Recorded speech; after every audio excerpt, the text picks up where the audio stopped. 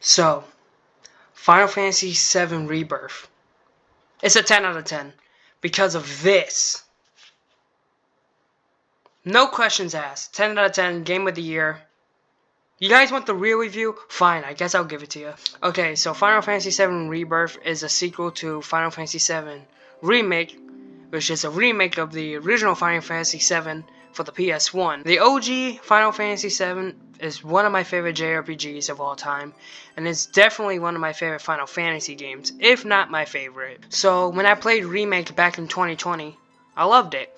It was my personal game of the year of that year. Even with its controversial ending, I liked the idea of defying fate, and now pretty much anything can happen in the story. I do get the side that hates the game for it, like the people who don't like the game for it. Like some people just wanted a remake of the original game, no crazy ending, no like crazy shit. I get that. Who knows, maybe if it was a game like Kingdom Hearts, which I hold way more like close in my heart or whatever, and they changed the ending like that, maybe I would be on the other side. But personally, I like this choice. So with Rebirth coming out this year and being a sequel to Remake, this was definitely my most anticipated game of the year. I couldn't wait for this game and see how far it goes of how Remake ended, and I was extremely excited to explore the open world and see how expansive it would be, because that had the most potential in my mind. So after beating the game and doing some of the end game side quests and all that, can I call this a good remake / sequel? Well, let's get into it. Rebirth is the second part of the Remake trilogy. It covers the point after the party leaves Midgar up to the Forgotten Capital where this happens. So basically, it's the party trying to find Sephiroth. It's all that from the original game, like most of the open world stuff. Let's get into the positives of this game. The first positive I have is the combat itself. They took the combat from Remake, which I love, and made it better. It still keeps the basis where you can control the characters, like attacking and all that, but after you build up the ATB bars, you can do commands like special abilities, like depending on what character you're playing, like the magic spells from materia, like using an item or even summoning. This is still a really good power system. It combines the turn-based formula and action perfectly. Like you still have to plan out your attacks and actions accordingly while still being more on the action side. The way I see it, it combines like turn-based like from the original game and more of the action side of like Kingdom Hearts like perfectly, and it's amazing. It's extremely fun to play. It can be satisfying to play and feels good to master that combat. And each character is amazing to play as well. They all play differently from each other. They all have their special abilities which makes them stand out from the rest. They all have like separate stats and all that. Like Cloud is really good at being the main damage dealer with his Punisher mode and some of his power commands which can really destroy enemies. Tifa being the most satisfying character to use in my opinion. She basically says fuck a weapon and throws them hands. She's the fastest character and can be extremely powerful once you get her abilities going. Like she can make the stagger bonus really high and dish out heavy damage. She's really good at putting out the criticals and having high crit damage and crit rate, which is really good. Aerith being the magic user of the group, she can be really fucking powerful. It does take her a while to get going because you have to place down like wards to give her bonuses, which can take a bit, but once you have those placed down, she can easily one-shot enemies with her magic. It's fucking insane. Like you can have like a thunder materia at like level 1 and she can still like one-shot enemies with how powerful she can be. Like she can even absorb like MP from enemies, so she doesn't like always run out of MP and you don't always have to use ethers on her. Like she's really good. Barrett is the tank of the group. You can have him be extremely tanky and even absorb damage that your party members would take. He's definitely useful for those endgame fights when the enemies really start fucking you up. He does dish out a lot of damage, but I usually built him to be like a tank. Like once you get his abilities going and give him like defensive materia and all that, like he's just barely ever gonna die. The new characters you play as are really fucking good. Yuffie did technically appear in Remake in the Integrate DLC, but I didn't play that DLC, so I don't know how much different she is compared to that. But I loved Yuffie here. She was definitely one of my favorite characters to use in the game. She can throw her weapon and attack from a distance with elemental damage. You can use like fire damage, like ice damage and all that, and attack from range. Like, you can be up close and personal, but you can also just attack from range, which makes her flexible. She can even use Shadow Clone Jutsu to mimic her moves for a lot of damage. She was definitely satisfying to use. She is kind of like made out of tissue paper like Tifa. Her defense isn't the greatest, but her damage output can be really, really crazy. Red 13 is awesome. He was the first character I ended up using in the game, since you couldn't use him in Remake, since he was introduced in the last like 3 hours of the game. And he's awesome. I love him. When he blocks, he builds up his vengeance stage. Once activated, his attacks become more powerful. A lot of his abilities depend on his vengeance stage, that can be either be powerful attacks or support for the party, like healing them, like, or filling up their ATB gauge. Like, they're really, really good. His abilities are really powerful. I did love using Red 13. He's very flexible. The final character being Kate Sith. Wait a minute. Is it pronounced Kate She or Kate Sith? Well, in the game he calls himself Kate Sith, so that's what I'm gonna be calling him. A character I didn't like using in the original game too much. He definitely got the biggest improvement out of all of the characters in here. His abilities still rely on luck, but he's way more fun to use. He can summon his Moogle and can do heavy or small damage, but you're not bound to the Moogle when you like summon him. Like, you can like get off him and like do your own thing, but once you're on him you can like do like heavy damage if you get lucky. Like I said, some of his abilities do rely on luck, and like if you're unlucky you can really be in a bad spot. You can actually dish out some pretty good damage with him. Unfortunately, you can't play as Vincent or Sid in this game, which does suck. They do technically join your party, but like it's like Red 13 and Remake, they join pretty much at the end of the game, so like it wouldn't make sense for them to just make a character playable when you're barely gonna play as them. So I get the choice, but it does suck. Vince's boss fight is fucking crazy. I love it, but I do wish we can play as him, but I can't wait to play as them in part 3. They did add a new layer to the combat, which is the synergy abilities. These are amazing to do. They can be small little things like characters darting somebody else, so like be better blocking and all that, or they can be extremely powerful attacks that can grant bonus like magic causing 0 MP, raising your limit 1 tier higher, like breaking off your ATB into 3 bars instead of 2. Like, they're really good. You just have to use like commands for both characters that you want to use a synergy ability with. These are amazing to pull off. They are extremely helpful and satisfying. Like, they can really help you in battle. Like, they can really save your ass. Once you take enough damage, you can do that character's special limit break, which basically does massive damage to an enemy, or in the case of Aerith, heals a party or like gives them damage immunity, which is still awesome to pull off. Once you get new weapons, they do come with special abilities, and once you max that proficiency on that weapon, you can use that ability whenever you want. I highly recommend you do this, because some weapons that might suck, or like you might not want to use for like a specific build, you're gonna want those abilities for other like weapons you use. So that gives you a reason to use every weapon in the game pretty much, and that's good. Once you level up, you can get SP, which you can use to make your characters better. They can be better stats or even new commands, like more synergy abilities, like more abilities for your characters and all that. There are summons in this game. I didn't use them too often, but when I did, they are cool to use. Kind of like in Remake, I didn't really use them in Remake like that much, but like once you do use them, they are like visually badass. Materia is also extremely good in this game. Just like in the original game, materia is what basically makes your characters. You can technically build any character how you want, but every character benefits from a specific materia. There's magic materia, materia that boosts other materia when linked together, materia that adds an ability like assets, or materia that is a buff, pretty much. Materia is extremely good. You can get pretty crazy materia from the game and build your characters in crazy ways.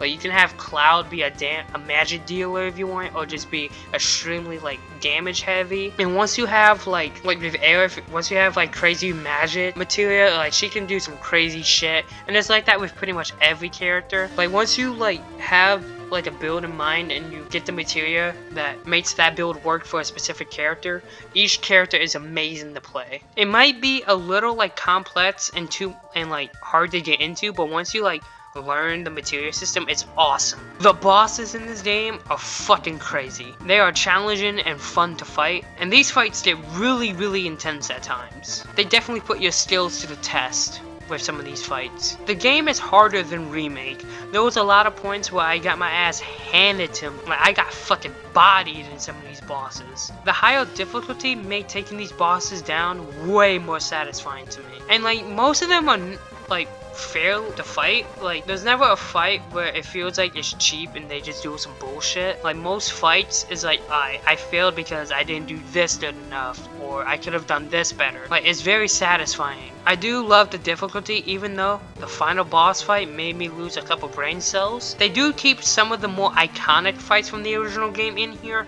and they are really fun to fight. The combat overall is amazing. It's complex, but once you master it, it's extremely good and fun to play, and which I love. The next positive I have for the game is the open world. Now this is what I was the most excited for with Rebirth, and I'm glad to say Rebirth nailed the open world. The world is fucking massive and gorgeous. The world is divided up into regions. All regions are amazing to explore. At almost any point in the game, you can just go out and explore the world.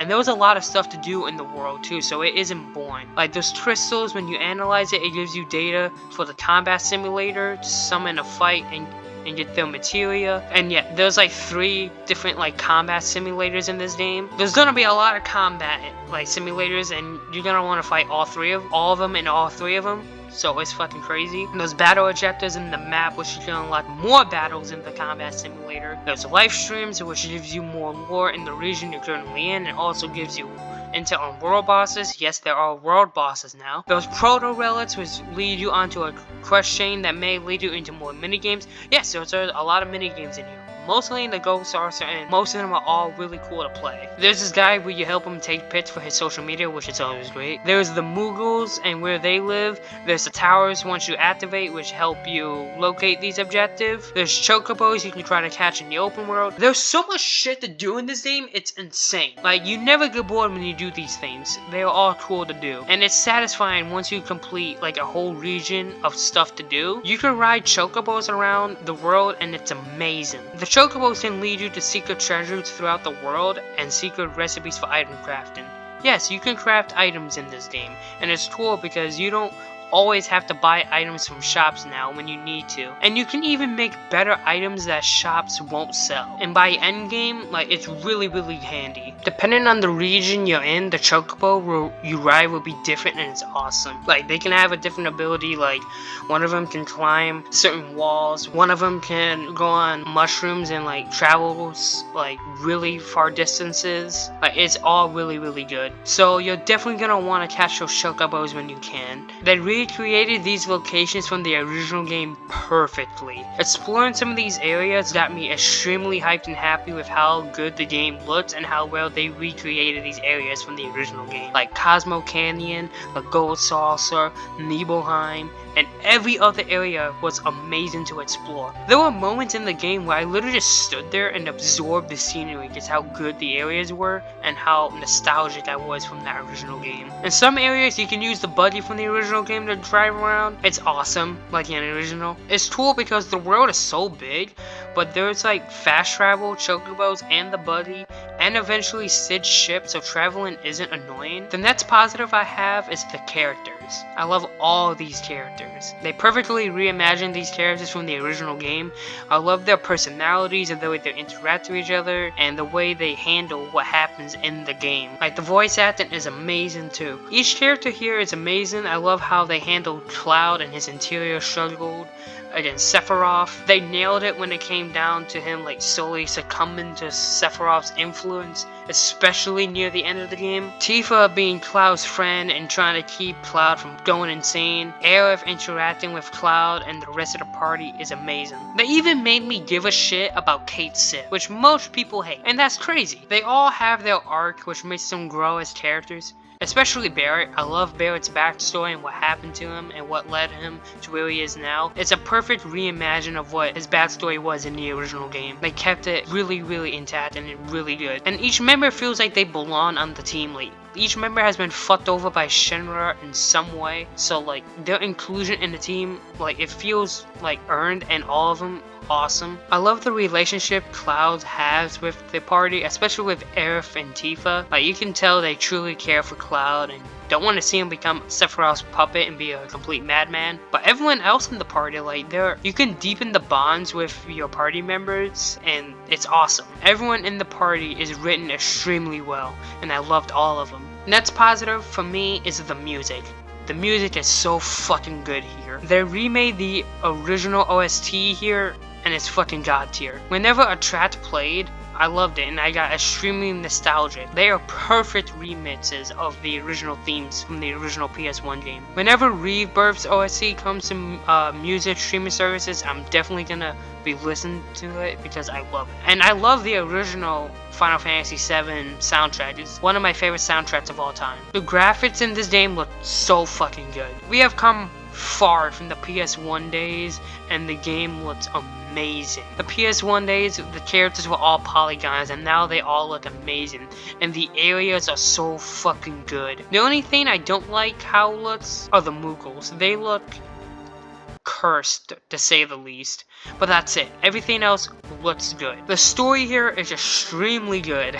They perfectly recaptured what made this story so good here. Most of the game, I was smiling ear to ear because I was reliving these amazing moments. They kept a lot of the game's events intact. They redid a lot of these story segments perfectly. They kept the original game's charm, like having Cloud take part in the parade for Shinra, and there's so many other great moments that they kept, which I don't want to completely spoil. They kept a lot of the great moments from the original game, and if you play that original game, you're just gonna love. Like, you will love these reimagined story elements. The pacing is perfect. Remake was a little slow at points, but Rebirth goes at a perfect pace the entire game. Like, there was never a point in the game where it felt like it was going too slow. Now, I'm gonna get into some spoilers with the story, so skip to this time if you don't want to hear any of the endgame elements and what happens in the ending and all that.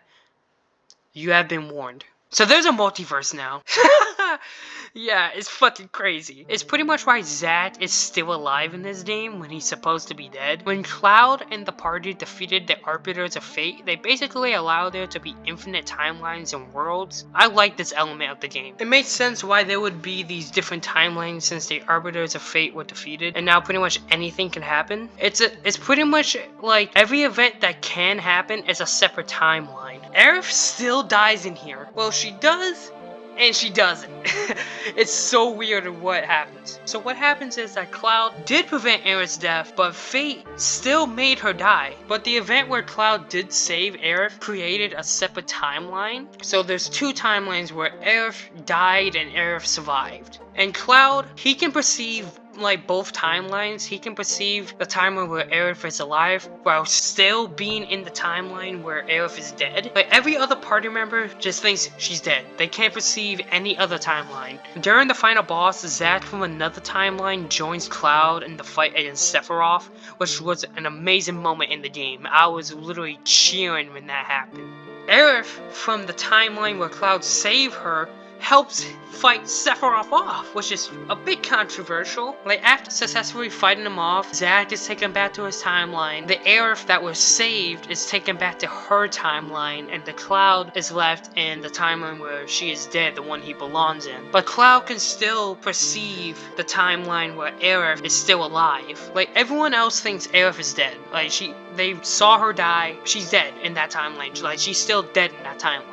But Cloud is interacting with an Aerith from a separate timeline, which it gets really confusing. This ending is fucking insane. I know a lot of people are not gonna like this ending because it complicates the remake series even more. And people who have played the game, like, people are saying that they're shoving the Kingdom Hearts bullshit in the Final Fantasy story, which legitimately pisses me the fuck off. But anyways, I do understand why people may not like this ending.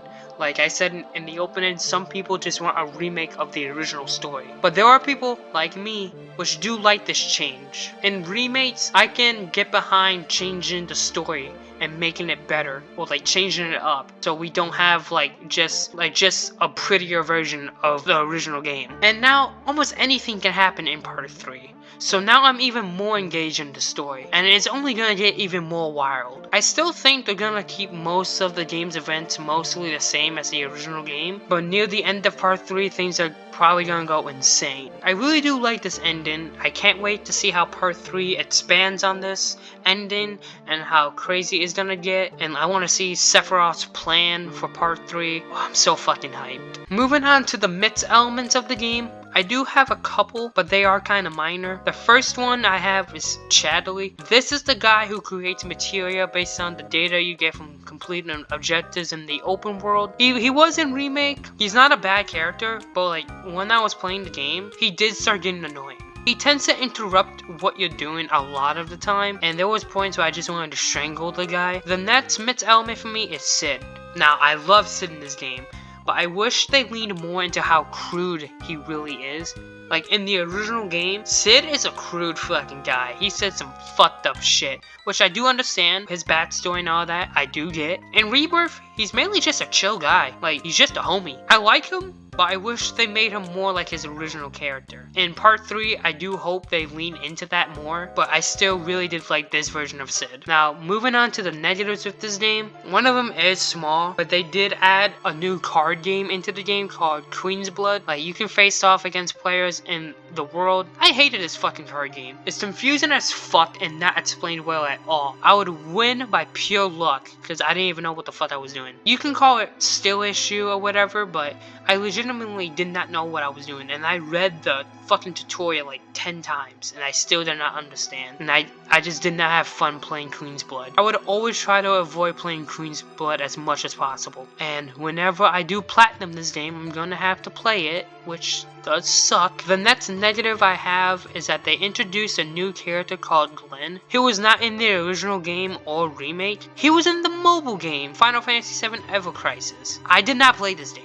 and they expect you to know him and understand him, but if you didn't play Ever Crisis, you have no idea who this fucker is. And he's an important character in the game. They really pulled a Kingdom Hearts move and made a mobile game with a character that's important, and then bring that character into a mainline game. And most people don't play the mobile games, so whenever they go into this, they're gonna be like, well, who the fuck is this guy? Listen, I fucking love Kingdom Hearts so much. You guys probably know this, but that's one thing I hate about Kingdom Hearts. You have to constantly play games on mobile and different consoles just to know what's going on in the next title. I thought we were done with this shit, but apparently not. I just hope that they mainly stick to like console games when it comes to like really important story elements. Like, you can have the mobile games and all that, that's cool and all. Like, I don't really care, but like if it's like really important story beats, I would just prefer keeping it on consoles, because that's where most people are gonna be playing the game.